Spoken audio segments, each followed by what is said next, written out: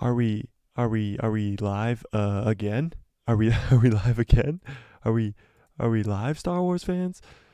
Okay, that first stream went horribly. If you guys weren't here for it, that first stream actually shut down. Don't know why. Froze completely. But we're back. We're back. We're back and better than ever. Hopefully we don't freeze again. But another great week for Star Wars news. As always, great Tuesday stream, I'm hoping, even though we started a little late today. But we got a bunch of news to talk about. We got to talk about the Bad Batch episode 6 predictions for that. We got to talk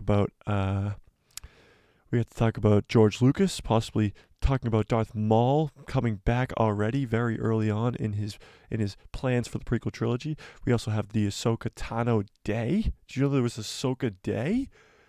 There's also some other news about the Ahsoka Tano show. We have a bunch of other things to talk about regarding The Mandalorian because, yes, the countdown has begun. There is 29 days until The Mandalorian premiere of Season 3.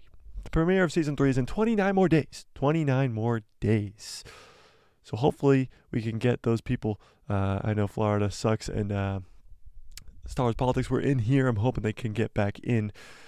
Sorry about that, guys. I mean, it's just completely froze on me. Didn't know what to do. I had to end the stream, stop the stream, restart the stream, restart my computer. Like it was a whole thing. But whatever. We'll get back into where we left off, which was Ahsoka Day.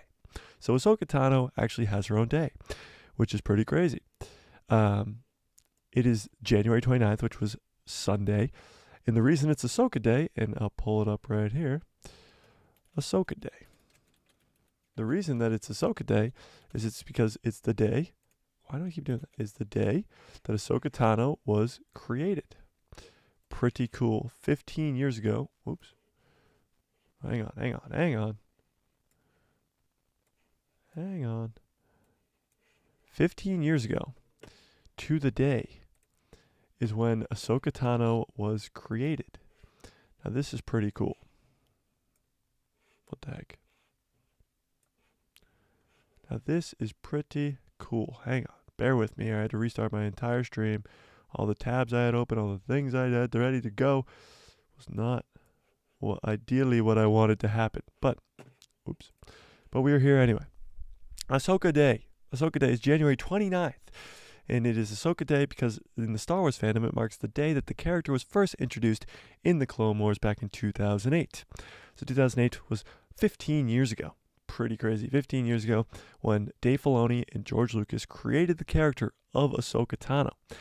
Wild stuff. I mean, Ahsoka is a lot of people's fan favorite character. She's finally getting her own live action show, like her own show, 15 years later, which is awesome. I'm sure when George Lucas and Dave Filoni created this character back in 2008, they weren't predicting that she was going to be kicking around, getting her own TV show in live action 15 years later. Which is pretty cool. I mean, I think it's awesome. I think it is quite cool that Ahsoka Tano is still around and being developed as an even more fun character. Because in 2008, when she was introduced, most people hated her. Like, hated her real bad. Because she was annoying, she was bratty, she was a little kid. Like, people didn't really like that kind of Ahsoka Tano. But character development, oh my god. Anybody ever heard of that? Character development? Developing a character? What is that? Okay, let me give you a little lesson. You can start off with a bratty, annoying character like Ahsoka Tano, and what you can do is you can develop her as a character.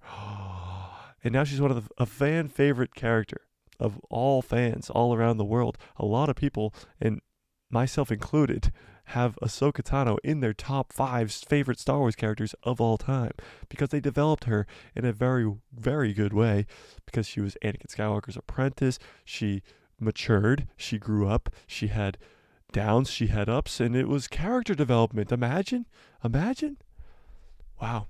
Sounds a lot like a character I used to know named Luke Skywalker. A farm boy who was quite annoying when you first meet him. Uncle Owen, a whiny little man, and and he has some character development. And by the end of Return of the Jedi, he's a Jedi Master, no longer a whiny little baby. And it's called character development, people. Let's get on the train of character development. Let's do it. But with all that being said, there is some Ahsoka Tano news we have to talk about. So the Ahsoka show is going to go insane. We don't know when it's going to come out. We don't know what's going on with the Ahsoka show, but I'm hoping that the Ahsoka show is going to actually live up to all these crazy expectations that we have for the Ahsoka show, in that it will live up to that hype and give us what we want. The rumors and leaks and whatever you want to call them, speculating, going around, are that she's going into the world between worlds. The world between worlds. If you haven't seen Star Wars Rebels, that's this place that is a world between worlds, because it is kind of like time travel, if you really want to call it that. But Ezra goes into the world between worlds and saves Ahsoka from dying in the final season of Star Wars Rebels. Of course, if you haven't seen Star Wars Rebels, go watch it. But yeah, that's what the world between worlds actually is and how it works. And Ahsoka is going to be going into it for the first time in live action. And she's going to go back to the Jedi Order, back when she left it, stay there and try to save Anakin, because she knows that Anakin turns to the dark side. She's going to try and save him and actually end up fighting him on Mustafar. You're going to have a young Hayden Christensen versus a young Ahsoka Tano on Mustafar. Ahsoka taking the place of Obi-Wan, which is going to be very, very cool, because Ahsoka is the apprentice to Anakin Skywalker. So although Obi-Wan and Anakin was the coolest showdown ever, literally the best lightsaber duel in Star Wars to date, you can't even argue with me with that. Try to argue with me with that. Is anybody going to argue with me with that? That's just a fact, right? Everybody knows that the Obi-Wan versus Anakin on Mustafar is the best lightsaber duel in all of Star Wars. That's not an arguable thing, right? No, that's just a fact. We know that. But how cool would it be to see almost a replay of that, and it be Ahsoka instead of Obi-Wan? Because like we just said, Ahsoka has become a fan favorite character, and it's going to be very cool to see her back, not just in live action, but back in that time period where she is Anakin's apprentice, and how Anakin it's going to be different between her and him, and not Obi-Wan and him, because Ahsoka has spent more time with Anakin, at least coming up to Revenge of the Sith, where they have more of a connection.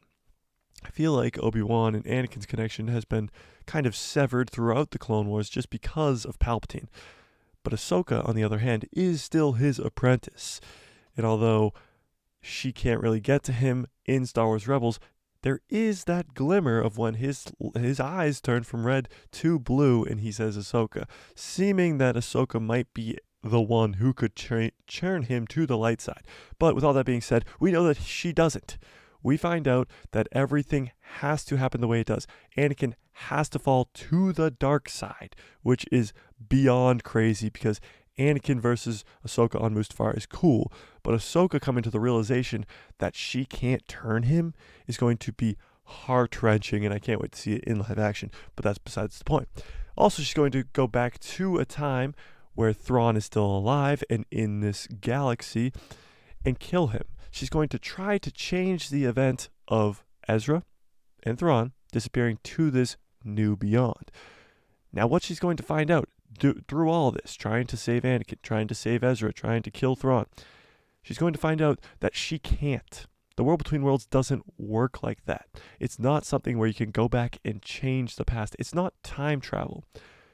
It is showing her that destiny cannot be changed. As the great Sheev Palpatine once said, fulfill your destiny. And we're going to have to see Ahsoka fulfill her destiny in the Ahsoka show. But we don't know what her destiny is. Star Wars Politics, in the first stream that failed, said that maybe her destiny is protecting the world between worlds, which is a cool concept. Somebody being the protector of this place that literally is almost like time travel, but going into the world between worlds and being able to see different things. Ahsoka could be there being the protector of this place.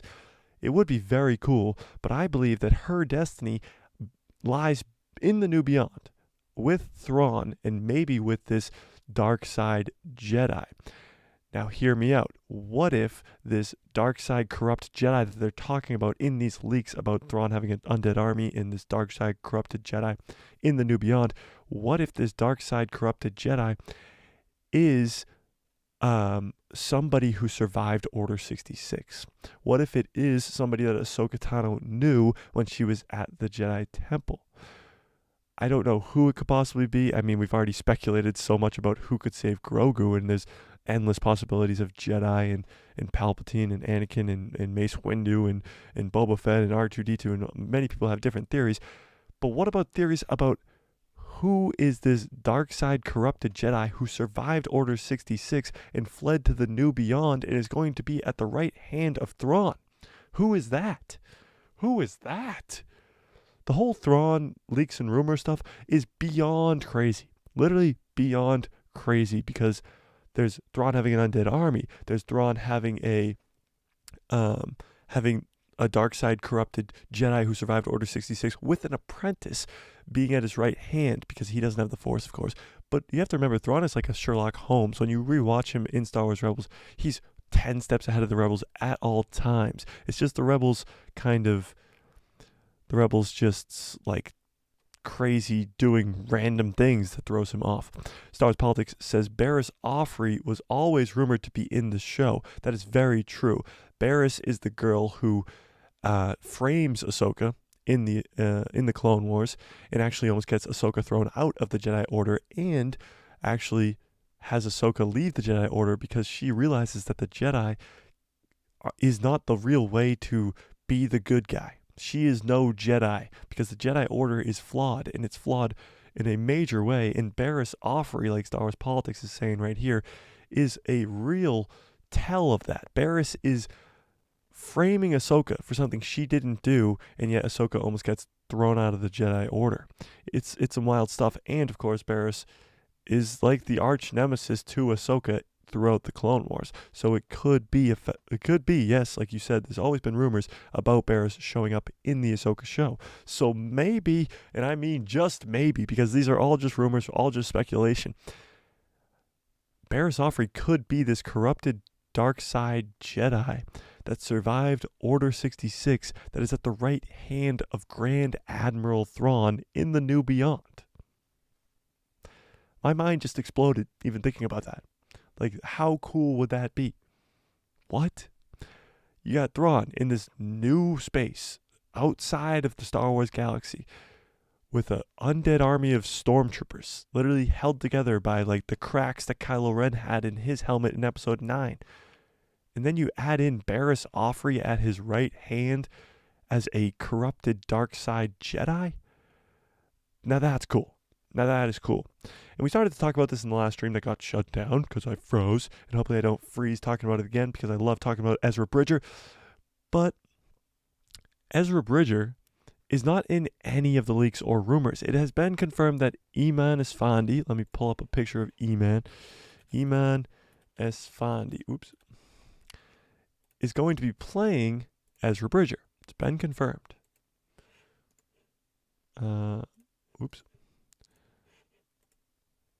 This is him right here. Here we go. This is Ezra. This is the live action Ezra right here. Eman Esfandi. This is our guy. This is going to be live action Ezra Bridger.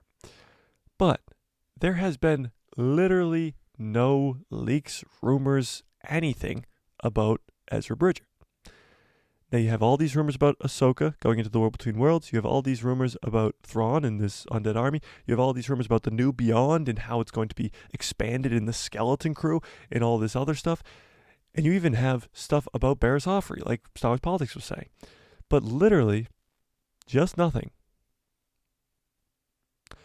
about Ezra Bridger. Literally, they just are claiming that maybe he's split off from Thrawn when they first get there. There's nothing really about what's going on here. Star Wars Politics says Ezra was in a Making Star Wars leak just a few weeks ago. That is true. He was mentioned in it. But it wasn't like all about Ezra Bridger. There's literally, Ezra's sure going to be mentioned in the leaks and rumors because he's the one who took Thrawn and left. He's the one who took Thrawn and literally just disappeared to the New Beyond, where nobody can find them. So obviously Ezra's going to be mentioned. But there's nothing about where Ezra's at. Is he like in the right headspace? You got to remember, throughout Rebels, Ezra's very, very easy to manipulate, let's say. Maul comes in, calls him his apprentice a couple times, literally convinces him to open a Sith and Jedi holocron and put them together. He is really going dark side at the beginning of that third season when he literally gets into the mind of the stormtrooper inside of the walker and has him walk off the ledge. He goes pretty dark side pretty quickly. So Ezra kind of just has that edge to him where he could be persuaded to the dark side. Now he's with Thrawn in this new beyond, trapped there for years. Literally years. So maybe Ezra could be a lot darker or sadder or using the dark side of the Force, or who knows? Who knows where we're going to see Ezra Bridger? Who knows what he's going to look like when we see him? Hopefully he looks like this, still has this same orange shirt and weird vest that he's had on for all of time in all 4 seasons of the show. Hopefully he still has that outfit on, but who knows? Who knows? I'm really hoping that a lot of the Ahsoka show is going to be revolved around Ezra Bridger, because just like Ahsoka is one of my top 5 characters of all time in Star Wars, Ezra Bridger's on that list as well, for sure. Florida Sucks says, I think it would be a cool story if he turned to the dark side. I completely agree.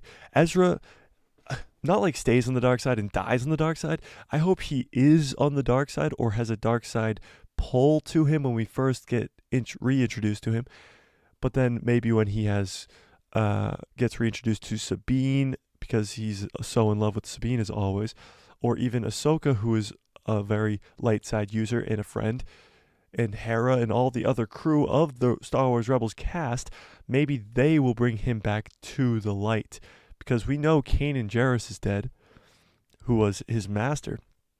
But the rest of the crew's still alive. Hera, Sabine, Chopper, Zeb even. They're all still alive and out there somewhere. So maybe it's possible that they could be the ones who bring him back to the light. But just like Florida says here, it would be so cool to see him as a dark side user. It would be unbelievable. Star Wars Politics says, Ezra is Anakin with a support system. Very true. If it weren't for Ezra's friends, he would turn to the dark side. Now his friends are gone in the new beyond. Very true. Ezra Bridger, literally born on the same exact day as Luke Skywalker and Leia Organa, is very similar to their dad, I should say, Anakin Skywalker.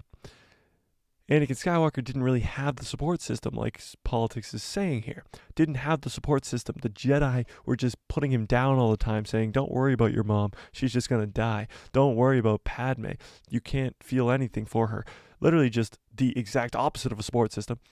But now in the Rebels show, Ezra has the same conflictions as Anakin Skywalker did, but he has a family around him to keep him on the light side. He has a master who really cares about him in Kanan Jarrus. He has Hera, who's kind of like a mom to him. He has Sabine, who he is the love interest or whatever. He even has Zeb, who's like a brother, and Chopper, who's the annoying, awesome droid. But you're right. He has a support system around him that keeps him away from the dark side. When he gets pulled to the dark side by Darth Maul, he has people around him to help him. In the New Beyond, when he's trapped with Thrawn, he's going to have none of that. Literally none of that. So seeing a dark side Ezra would be very, very, very cool. Let's pull it up. Let's pull it up. Dark side Ezra. All right, let me phrase it a little differently. Will Ezra be dark side when we find him? Yes or no? You guys tell me. Because it's honestly very cool and would be very cool to see. And I really hope that they do something along those lines, at least have him have a pull to the dark side in some sort of way and not just kind of leave him out there to dry.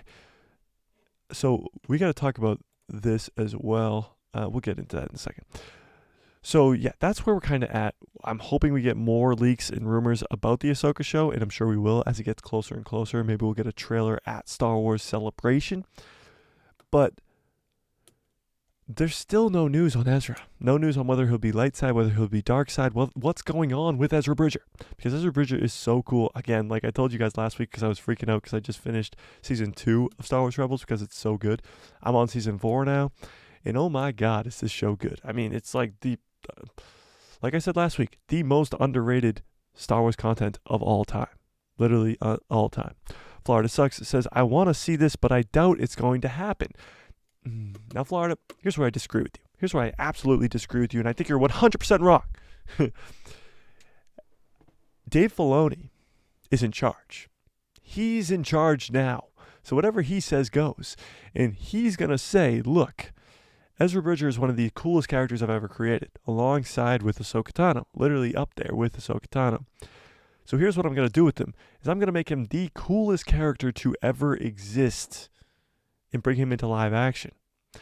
And when he brings him into live action with Iman Esfandi, he's going to say, look, Iman, you're going to have to play the greatest acting role of your lifetime, and it's going to be so awesome because you're going to start on the dark side, right? You're going to be with Thrawn, and Thrawn's going to lure you to the dark side, and you're going to be in this new beyond with the Night Sisters in the dark side all around you, right? And then he's going to say, look, you have to be a dark side user, right? We'll put you back in the light side. You'll be a good guy by the end of the show, or maybe not the Ahsoka show, but by the end of this Mando verse, you'll be a good guy. But look, we're going to have you be dark side first. And Dave Filoni's going to say, hey, I'm the captain now, and I'm in charge. So you do what I say. Dave Filoni says, you do what I say. Florida Sucks, I hope I'm wrong. Says, I hope I'm wrong. I hope you're wrong too. I really hope you're wrong, because I hope Dave Filoni really just pulls out all of his weapons, his everything in his back pocket, literally takes everything that he ever thought was cool and throws it into this Ahsoka show. He has literally said, look, the Bad Batch, of course, is supposed to be Dave Filoni's baby, has been very shaky to start, to say the least. The first 5 episodes have been decent, to be generous. They have been decent. A lot of filler episodes, literally in the first 5 episodes, which is not good. But the reasoning is, and if you watch the episodes, is not a lot of it's being directed by Dave Filoni, not a lot of it's being heavily written by Dave Filoni, because he's been working on the Ahsoka show. Later down the line, a lot of the episodes will be directed by Dave Filoni, but he seemed to have taken a step back in this Bad Batch Season 2, where he's not been as involved. And that's because of 2 words. 2 simple words. Ahsoka show. That is his number 1 priority, as it should be. It's going to change Star Wars forever. Literally, the canon of Star Wars will be changed forever with the World Between Worlds and the New Beyond, and having Thrawn come in as a big new bad with the undead army. Literally, we're talking about everything changes forever. And that's where we want all of Dave Filoni's attention. But that brings us to another problem, and that is The Bad Batch. We got a Bad Batch episode 6 coming out tomorrow, and I might have some bad news for you guys. If anybody's watching The Bad Batch and has any predictions for The Bad Batch episode 6, throw them into the chat right now, because I'm about to just shut them all down. The Bad Batch. Oh, what a great show. It's sad because the first season, even the filler episodes, had Cad Bane and Fennec Shand and were awesome. This second season, the filler episodes are a crappy version of a pod race with half the cast missing. Hunter and Echo weren't even there. And then last week's episode was I thought was pretty cool because of the possible Zepho connection, possibly other ancient civilization connection, with this crazy thing that destroyed all living life on this planet. I thought that was pretty cool, but again, had nothing to do with furthering the story. There really is no plot in this second season yet, and we're going on 6 episodes in. So what do we think is going to happen in this 6th episode? Any predictions? What do you think is going on? And it's hard to predict the next episode because the last episode ended with literally nothing. Literally nothing to get us excited for the next episode. Not a single thing. Literally didn't say, oh, watch out for this next week. There should really be a next time on The Bad Batch, because it would get people more excited. Because honestly, I'm sitting here and I'm not excited.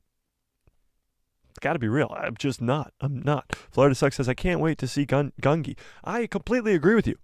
Gungi, whatever you want to call him, the Wookiee Jedi that we saw in the trailer has yet to be alluded to, has yet to be mentioned, has yet to be seen. And I'm sure you're probably like, oh, maybe they're waiting to the finale to see that. I don't want 15 filler episodes until we get to see Gungi at the end. No thanks. No thanks. And maybe Gungi's just a a filler episode where it's just a spin-off mission to go save him. I really need this show to pick up real quickly, or I'm gonna start losing it. Maybe we'll see Gungi in this next episode, Florida, and I really hope for my own personal sanity that we do see Gungi in this next episode, because my predictions for the Bad Batch episode 6 are none. I have 0. I'm putting my expectations at an all-time low so that I do get hyped on Thursday when we break down the episode. And I do get excited when I see something cool. Because right now, I've been let down 5 weeks in a row, or 4 weeks in a row, getting just bad filler episode after bad filler episode. I'm devastated. I am devastated with the Bad Batch right now because, again, the countdown has begun. 29 days until The Mandalorian Season 3, and I'm extremely excited for The Mandalorian Season 3. But the Bad Batch is giving me a bad taste in my mouth, and I don't like it. I'm hoping the Bad Batch really kicks it into high gear come this 6th episode and moving forward. We need a plot. We need some type of plot in the show. And I don't know what it is right now because there isn't one. And I need some. I need a plot. I need something to look forward to. I need a Mount Tantus. I need something. Literally something. They gave us the tease of Mount Tantus at the end of season 1. And then they made us wait 2 years, a year and a half maybe, for this second season. And haven't mentioned Mount Tantus in the first 5 episodes. 5 episodes. 5 episodes. No Mount Tantus. No. None. Not a one. Not a mention. Not a glimpse. Not even a... Oh, yeah, you remember that mountain on Tantus? Nothing.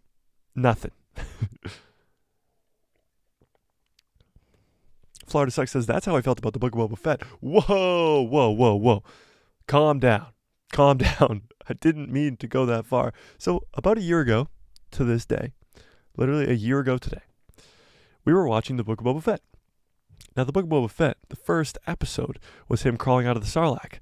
And then it was like, okay, cool. Second episode was a train heist. Or maybe it was the third episode. Second episode with the train heist? Was the second episode the train heist? Or the third episode? I don't know. You guys tell me. But there was a few filler episodes to start the season, to say the least. They were all just kind of showing how Boba's now part of a family of Tusken Raiders for some reason. But yeah, Florida Sucks says that's kind of where I felt with the Book of Boba Fett. I was like, when's this show going to get going? And it didn't really happen until the 5th episode when Mando literally took over the show and literally made it Mando 2.5, where he came in and saved the day with the Darksaber and Grogu and Luke Skywalker training Grogu and all that fun stuff. But yeah, I see where you're at with the Book of Boba Fett there, Florida, but the Bad Batch is a completely different beast because the Book of Boba Fett was a legacy character. And they completely changed that legacy character, and not a lot of people liked that. Now, I have told you guys before that I am not the biggest hater of the Book of Boba Fett. I honestly thought it was pretty good. Cad Bane coming into live action for the first time was cool. The Luke Skywalker in Grogu episode is my favorite episode of any Disney Plus Star Wars show ever. Literally, hands down. So that alone just elevates the show very high up for me. But, Star Wars Politics says, is the Book of Boba Fett better than Kenobi? Wow. Now that's the next poll. That's the next poll. We got to figure it out. I'm ending that poll. 66% of you guys, 66% of you guys said Ezra will be dark side. Now that's pretty cool. Let's start up a new poll. What is better?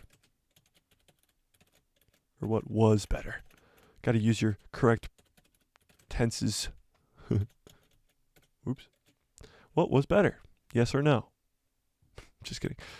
Book of Boba or Kenobi?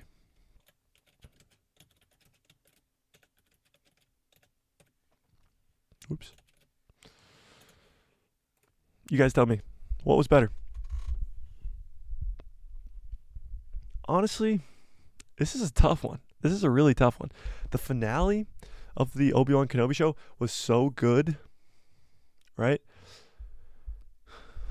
This is tough. This is actually a really tough one. The finale of the Obi-Wan Kenobi show was so good, right? It was like almost perfect. If you cut out the Reva stuff, it was perfect. Then you have the Book of Boba Fett, which I just told you, the Luke Skywalker and Grogu episode is my favorite of any Star Wars Disney Plus show ever. But I feel like the episodes that came before the finale in the Obi-Wan Kenobi show and the episodes that came before and after the Book of Boba Fett, I gotta go with the Book of Boba Fett.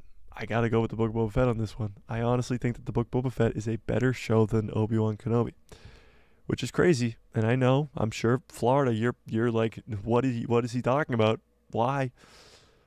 It's just, sure, the Book of Boba Fett was slow, to say the least. But you still had Din Djarin with the Darksaber. You still had Luke and Grogu. You still had Cad Bane in live action. You still had Boba Fett riding a Rancor. You still had Chrysanthemum in live action. You still had a lot of things. But the Kenobi show was something else. You had Hayden Christensen back as Anakin. You had Ewan McGregor back as Obi-Wan. Sure. What else? Other than that finale. Literally take the finale and just push it to the side for a second. Those first 5 episodes. It was 6 episodes, right? Yeah, those first 5 episodes. What?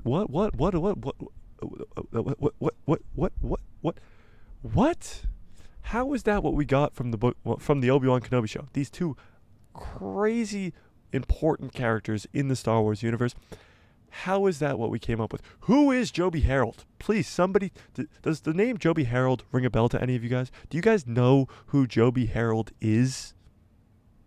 Please tell me. Do you know who Joby Harold is? Joby Harold. Joby Harold. Joby Harold? Ring any bells? Joby Harold. Joby Harold. The name's Harold. Joby Harold. Does anybody know who Joby Harold is? Anybody?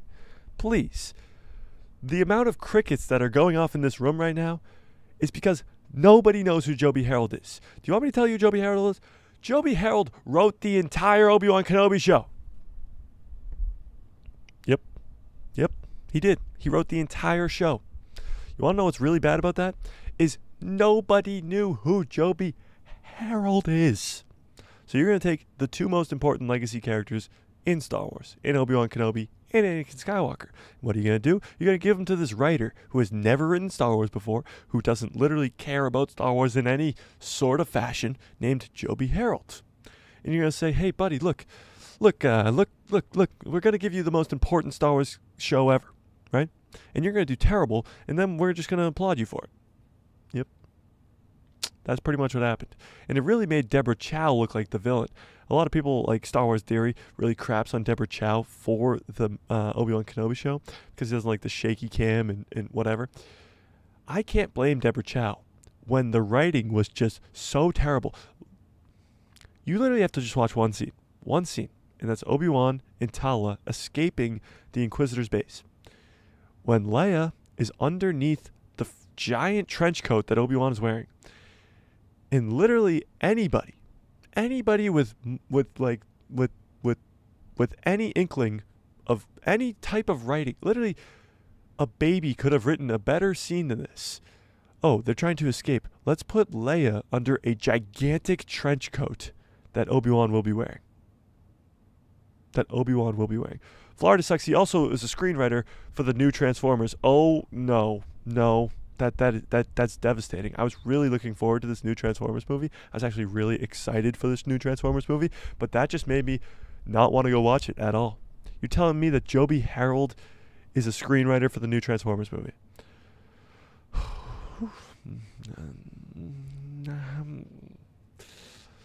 No thanks. Star Wars Politics says, Episode 5 was pretty cool. The fight between Reva and Vader still felt like a fan film, though. Oh, yeah, that was in Episode 5. I thought that was in Episode 6. Yeah, you're right. Episode 5 was pretty cool. It had the flashback scenes and, of course, the fight between Reva and Vader. And Vader pulling down the transport and tearing it to pieces. It did have a fan film type of feel, sure. But, yeah, that was cool. I'll give him that. That Reva versus Vader fight was cool. Reva didn't even stand a chance, and that's how it's supposed to be. Disney Star Wars, I should say, has done one thing correctly so far, and it's their handle of Darth Vader. I'll give you that. Florida Sucks says, hasn't Transformers screwed up enough times as well? Yes. So the first trilogy of Transformers movies with Shia LaBeouf are very good. Like all three of them. The second one I think is my favorite. But they're all very, very good. But the next three, or is it even three? Is it just 2 or 3? The next 2, 3, whatever it is, with Mark Wahlberg, aren't that good. And when I say aren't that good, I mean like not good at all. When you watch the first 3 and you're like, wow, these are really good, I can't wait for the next one, and it's that bad, you're like, what happened? Who messed this up real good? Like what? So yeah, I have to agree with you there, Florida. They've definitely messed up the Transformers already, but that new one looked good, and I was actually looking forward to it until you told me that Joby Harold's on the screenwriting team for it. Gosh, darn it. I'm really hoping that Star Wars can get their act together, because if you look at the show Andor, and I know a lot of you guys are Andor fans, Florida included, you're an Andor shill.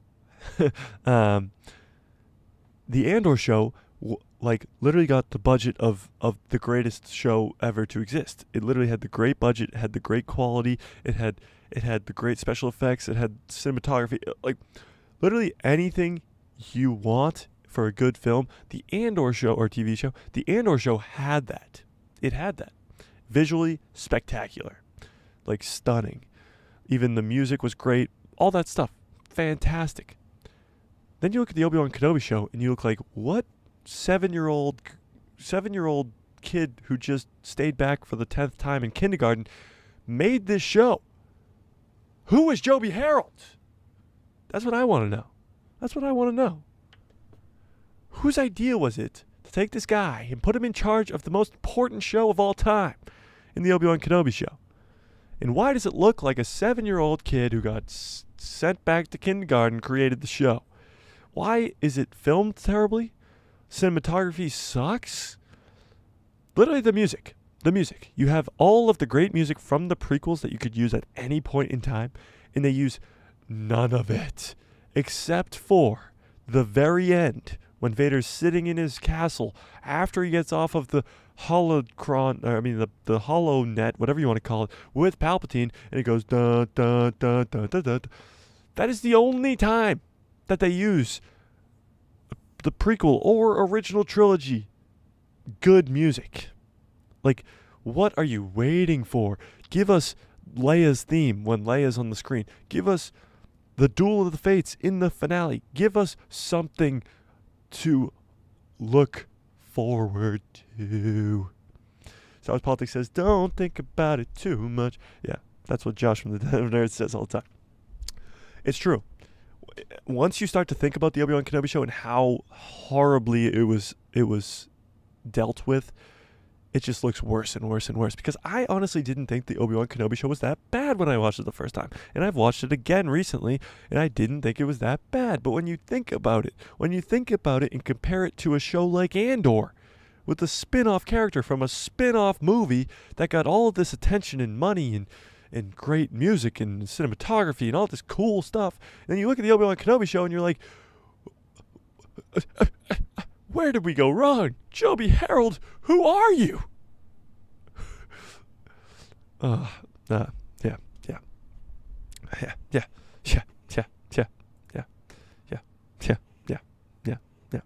Star Wars Politics says, I'd rather see them remake Kenobi than the sequels. The sequels are bad, but Kenobi is really bad and should have been better.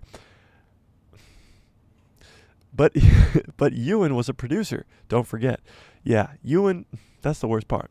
Ewan wanted to come back, right? And he came back. But he was a producer on the show. He let this stuff happen. But you gotta remember, Ewan's an actor. Ewan had no producing powers over the prequel trilogy. He was just there as an actor. George was the mind behind the prequel trilogy. And honestly, the story of the Obi-Wan Kenobi show, Leia getting kidnapped and Obi-Wan having to leave the planet to go save her because she is also a kid of Anakin, makes sense, and it's a good story. having a rematch of the century between him and Vader to fill in all the gaps and all the weird sayings in A New Hope that didn't make sense. Makes sense.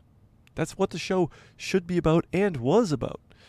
It was just somewhere in between that and the execution of that, the poor cinematography, the lack of good music. Like, they literally have all the themes that they could want to ever use, and they didn't use any of them.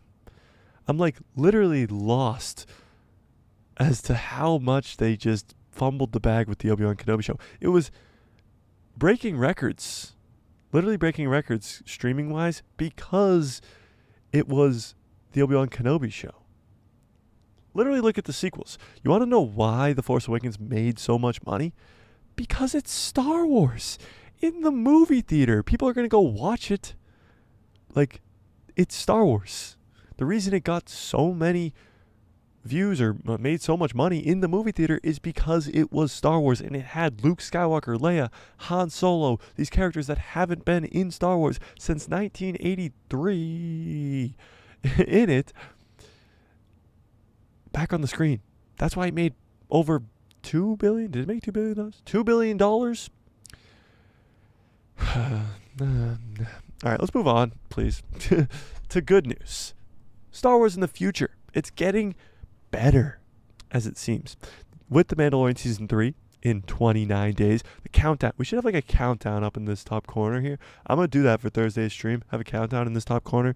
29 days, and by Thursday it'll be 27 days till The Mandalorian Season 3. That's what we got to get going. That's what we got to get going. A huge counter down till The Mandalorian first episode. That's what we're going to do, and we're doing it. So, obviously, 29 days until The Mandalorian Season 3. Going to be awesome. Star Wars Politics says watch parties. Yes.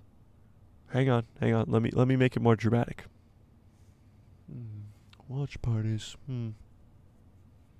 Should we do watch parties for The Mandalorian? Should I do the watch parties? Yes. Yes, we will be doing watch parties for The Mandalorian Season 3. Mic drop. Actually, my name's Mike. Okay, so yes, we will be doing Mandalorian Season 3 trailers. Watch parties. And we will be doing giveaways for The Mandalorian Season 3 as well. We'll also have new merch. I don't talk about this enough, and I always forget to talk about it. We have a merch store. It is in the description below. Right now, the link is in there. We can't yet link it to the channel because we don't have enough subscribers, so smash that subscribe button immediately. But no, we're not there yet, but we'll get there. But we can't link it to the channel yet, so the link is just in the description below. It is also a guywholoves.sw.com merch shop. We got the Hello There hats, which are awesome. We have white Imperial Fighter hats. Yeah, don't get that wrong.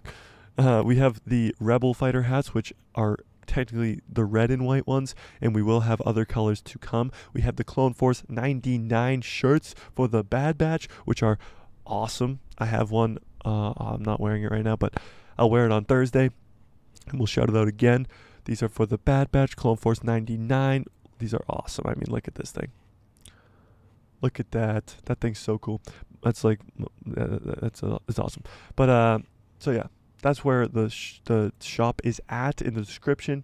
So watch out for that. And then, like I just said, when The Mandalorian Season 3 comes out, we'll have Mando merch. And when Jedi Survivor comes out, we'll have Survivor merch and the Ahsoka show merch and all that stuff. So we'll have a lot more cool merch coming in as we go along here. But we'll also be doing giveaways for the Mandalorian Season 3. Giveaways for the Mandalorian Season 3. Now, I haven't decided what we're going to be giving away because we don't really, as we get closer, I was thinking maybe like a Darksaber. What do we think about that? A Darksaber from Hasbro or something along those lines. Maybe a Lego Mandalorian helmet. I was thinking something along those lines. Something cool like that. Something that's awesome that we want to give away. A Darksaber, that would be sick. I don't even have a Darksaber myself, but maybe I'll have to just buy 2 and give one to myself. But yeah, we'll definitely be doing giveaways when The Mandalorian Season 3 drops. I don't know if we'll do it in the watch parties or in the live prediction streams, but we'll figure that out as we get closer. But we'll be doing some cool drops like a Darksaber or like a Lego Mandalorian helmet. I have Boba Fett's Lego helmet right here. It actually comes down, I think. See? Whoa. I have Vader's too. Hang on. They're just literally right off the screen on the other side of that helmet. So, and there's also Mandalorian. I don't have Din's helmet, but there are like other helmets. So we will be doing giveaways when The Mandalorian Season 3 comes out. We will be doing giveaways when Jedi Survivor comes out, when the Ahsoka show comes out. So, of course, hopefully we'll be a lot bigger by then and have a lot more people on the stream. So it's not just like Florida Sucks or Star Wars Politics getting one of these. And I'm not saying you guys you don't deserve them, but you have to have a fair war for them. There has to be a war. There has to be a war for these giveaways. That is for sure. But without further ado, let's talk about Star Wars Celebration. Now, I mentioned how we might be getting some announcements about Star Wars Celebration. But at Star Wars Celebration, we'll be getting announcements about a new Star Wars movie and the Ahsoka show. I think this was when we will see our first trailer for the Ahsoka show and get a release date for the Ahsoka show. All this will happen at Star Wars Celebration. Now, we know that one specific person will be in the Ahsoka show, and that is Hayden Christensen. Hayden Christensen is reprising the role of Darth Vader and Anakin Skywalker in the Ahsoka show. So these are some of the celebs that will be at Star Wars Celebration. We talked about a few of them last time. Oh, let me find those. If you guys weren't here for this was the first round of people. It was Moff Gideon's Giancarlo Esposito. Oh, whoops. You had Anthony Daniels, who of course voices C-3PO. You had D. Bradley Baker, who voices all of the clones in the Clone Wars and the Bad Batch. You have the girl who plays young Leia in the Obi-Wan Kenobi show, because she wasn't allowed to go to the first one because she was supposed to be kept a secret. You have Ashley Eckstein, who voices Ahsoka Tano. She wouldn't miss any of these things for the world. You have Matt Lanter, who voices Anakin Skywalker in the Clone Wars. And you have the girl who plays Tala, Indira, will also be there, which is weird because she's dead and will never be back. But we have another group of great celebrities that will be there, and the first on the list is Hayden Christensen. This alone just makes me want to go to Star Wars Celebration, but like we've said, it's too much money.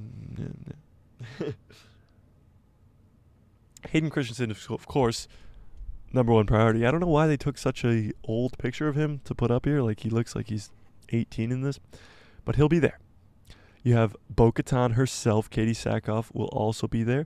Of course, at this time, we'll be talking all about her because it'll be The Mandalorian Season 3, like, towards the end of it. Or is The Mandalorian going to be over by then? I don't know. Mads Mikkelsen. Now, this is kind of cool because he plays Galen Erso in Rogue One. It's kind of weird that he's going to be here because his brother is being rumored to be Thrawn in live action. Lars Mikkelsen. So Mads Mikkelsen is the brother of Lars Mikkelsen, who voices Thrawn in Star Wars Rebels, if you guys didn't know that. They are brothers. But there's no mention of Lars being there, which is strange. And it's also strange because Rogue One came out so many years ago, but maybe he'll be in Andor Season 2. James Arnold Taylor, who voices Obi-Wan Kenobi in the Clone Wars and all the other animated stuff. And Dennis Lawson, who plays Wedge, which is cool. Wedge was in Episode 9, right? Yeah, he was in Episode 9, which is cool. So we'll be seeing all these people. But most importantly, I think, on the list is Hayden Christensen, which is awesome. Florida Sucks says, I've met Hayden. What? Where'd you meet Hayden? Where'd you meet Hayden at? That's pretty cool. He's definitely up there on the list of celebrities I would like to meet. He's very cool. And I've heard a very, very nice guy. I mean, How could you not be that cool? You're Anakin Skywalker, and you literally just dipped and he was like, yeah, I'll just go live on my farm for 15 years. Then you guys can come get me to play Anakin Skywalker again because you'll realize that my performance was a masterpiece. It still baffles me that people didn't realize how good he was at the time of the prequel trilogy. I mean, I was so young. I knew it was good. But it seems as though critics just hated all over Hayden, and now he's back, and people are like, oh my god, Hayden's the best actor of all time. It's like, make up your minds. Make up your minds. But in some other crazy news, and I talked about this at the top of the video, is George Lucas actually planned, and this is just coming out now, planned that Darth Maul was going to return in Revenge of the Sith and actually be under the armor of General Grievous, which is pretty wild. Florida Sucks says, Star Wars Celebration in Orlando. I also met Palpatine, Anthony Daniels, and even Mark Hamill. Wow, that's pretty cool. That is pretty cool. No. So, yeah, that's awesome. So you met Sheev Palpatine himself? You met Ian McDermott? That's awesome. Did you get, like, autographs or anything? Okay. So George Lucas planned to have Darth Maul under the metal. In Return of the Jedi, he planned. So this is revealed by Henry Gilroy. Star Wars is the Clone Wars and Star Wars Rebels. George Lucas considered having Darth Maul behind General Grievous's armor in Revenge of the Sith. George was considering that Grievous was Maul behind the armored plate. It made sense. His cut in half, and he's almost robot anyway. I'm glad that Grievous is his own thing anyway. But I thought it would be interesting concept. Guys almost talked George into that. Oh, so people had to talk George out of making him Darth Maul. That's pretty cool. I wish Darth Maul was in Revenge of the Sith in live action. That would be awesome.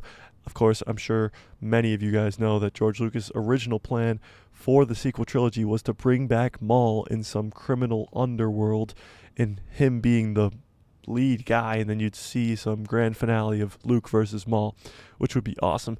It would really connect the entire saga because Maul is the first bad guy in The Phantom Menace and ends up being the big bad in the sequel trilogy. It would be very cool. Bilbo says, can you play Whopper Whopper Chicken Whopper on the piano?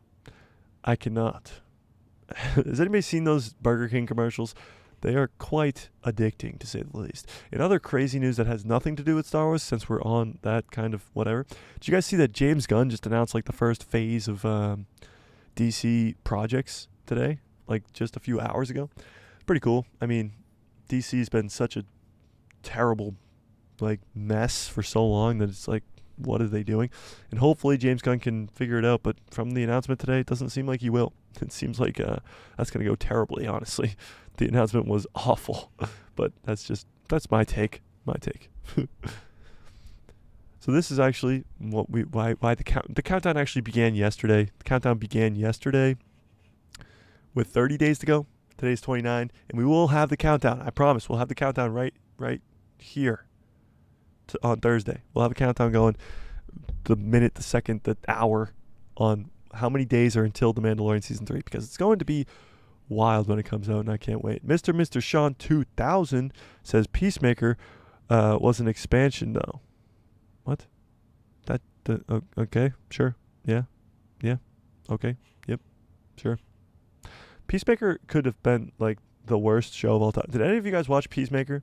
I never watched it, but from what I hear, it was just hot garbage. But no, we'll stay on the topic of Star Wars here. I heard it was literally the worst show of all time.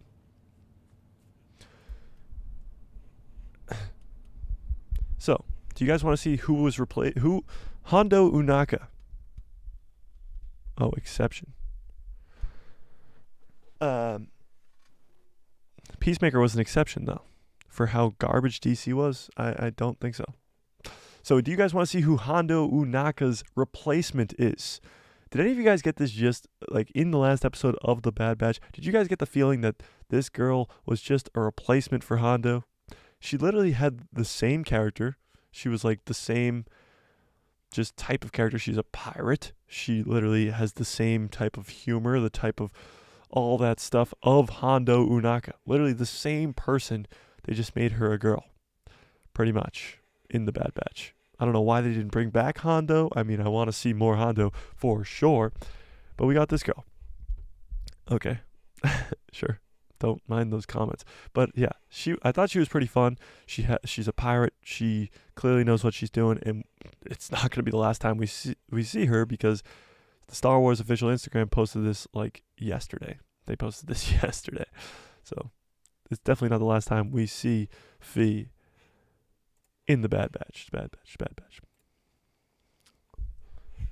Is there any more Star Wars news going on in the world today? I mean, it was a pretty slow week, honestly. Did we talk about... Oh, we did talk about that. Yeah, Florida sucks. I honestly miss Hondo, too. In Star Wars Rebels, he's in it a lot, but they made him look so stupid that it's dumb. I hope we see him sometime, maybe in, like... See, I don't think he could survive till the Mandalorian timeline. I don't think that's possible. He would just be way too old at that point. Let's close this last poll. See where that ended. So who's better? Oh, what was better, the Book of Boba Fett or the Obi-Wan Kenobi show? 75% said the Book of Boba Fett. Now that's pretty telling. That's pretty telling. I mean, the Obi-Wan Kenobi show was supposed to be this gigantic thing that was supposed to change all things, because it's the two legendary characters of Anakin Skywalker and Obi-Wan Kenobi back on the screen, and it was a huge letdown. A huge letdown, to say the least. Literally just, no.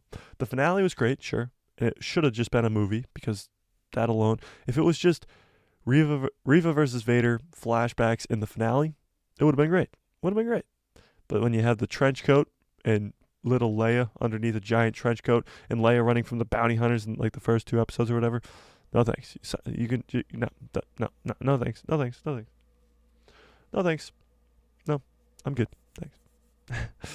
Florida Sucks says he's actually alive during the Mandalorian. He's at Galaxy's Edge.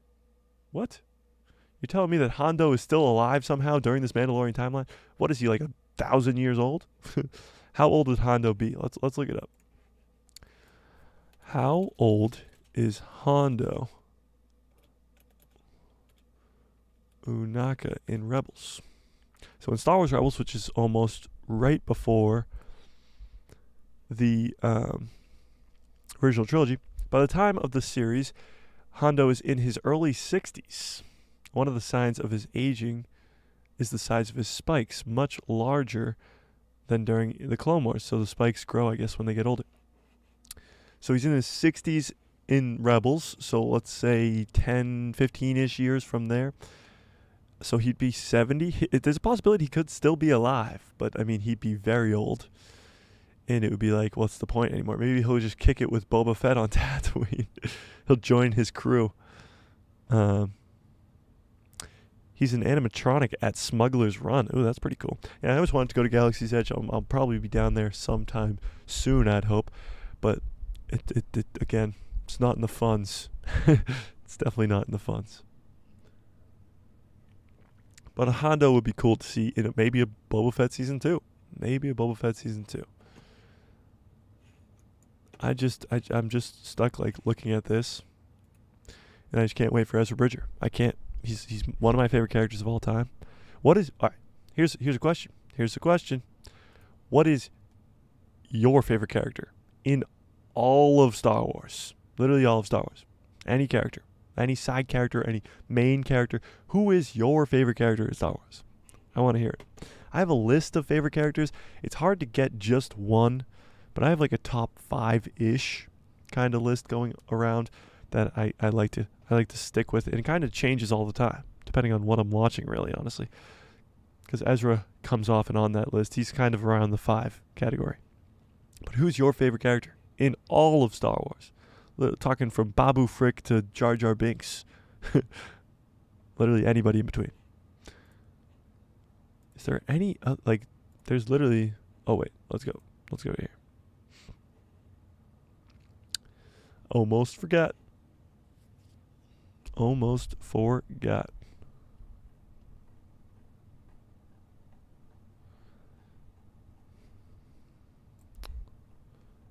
That's pretty funny.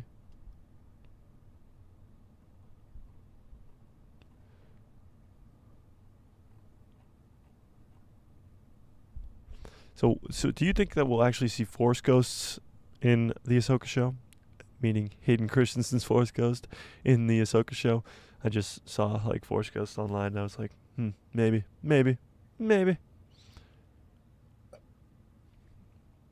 It would be cool.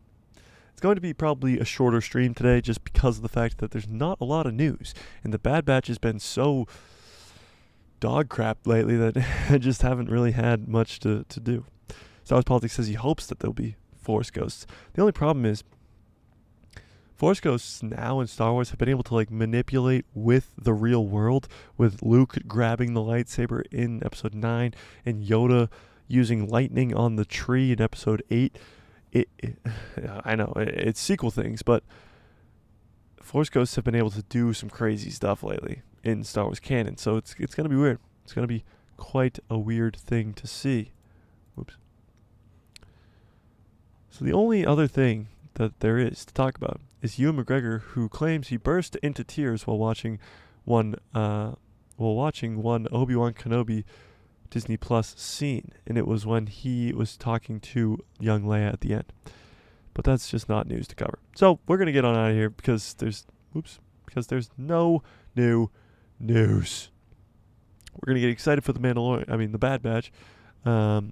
Episode 6 tomorrow. We'll talk about it on Thursday. Of course, we go live every Tuesday and Thursday at 1 p.m. Eastern Standard Time.